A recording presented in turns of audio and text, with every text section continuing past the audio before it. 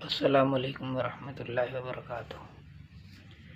آج میں آپ کی خدمت میں ایک عمل لایا ہوں، دین و دنیا کی بھلائی اور نیکی میں سبقت حاصل کرنے کے لیے۔ اگر آپ کے دل میں بھلائی کے کاموں میں آگے نکلنے، دین دنیا کی بھلائی حاصل کرنے کے لیے جذبہ موجود ہے، آپ چاہ رہے ہیں کہ اللہ تعالی مجھے دین میں دنیا میں ترقی نصیب فرمائیے، تو آپ کو چاہیے کہ مغرب کی نماز کے بعد سورۃ القاریہ 5 مرتبہ پڑھتے رہیں۔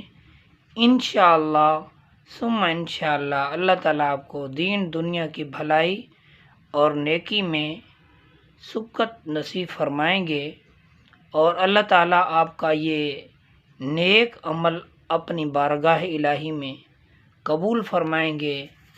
امید ہے کہ یہ ویڈیو آپ کو پسند آئی ہوگی۔ لائک شیئر سبسکرائب ضرور کریں۔